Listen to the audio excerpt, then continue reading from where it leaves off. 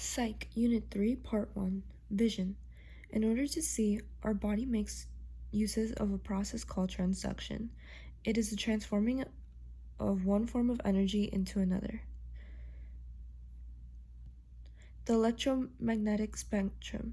Energy moves in waves and exists on a spectrum. Each type of energy has different wavelength and amplitude or intensity as well as frequency. The distance from one wave peak to the next. The number of waves that pass a fixed point in a certain amount of time. Frequency and wavelength have an inverse relationship. The visible spectrum.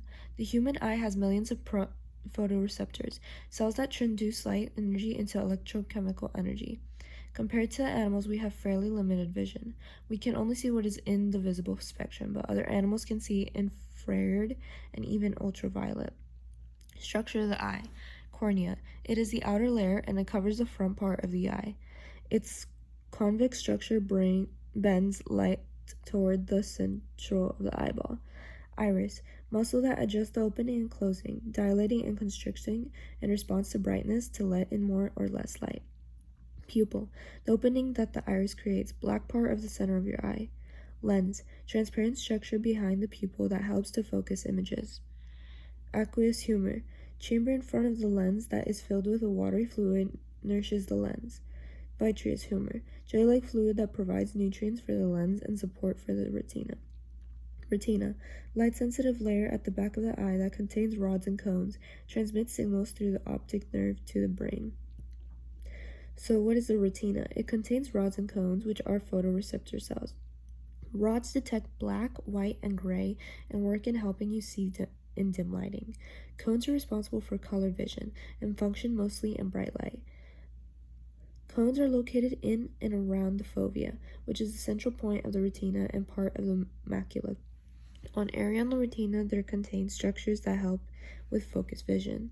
The three types of cones are red, green, and blue.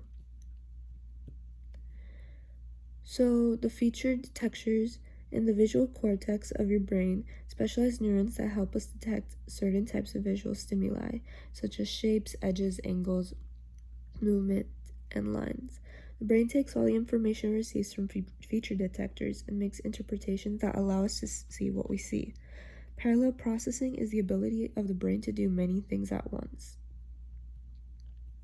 Theories of color vision.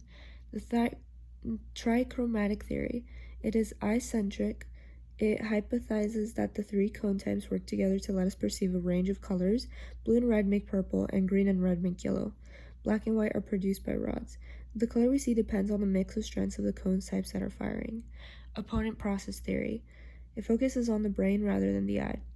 Hypothesizes that there are three systems or opposing channels: red or green, blue or yellow, black or white. Light waves will excite a color in a pair and then inhibit the other color in the pair. The black and white channel detects light-dark changes. Hearing.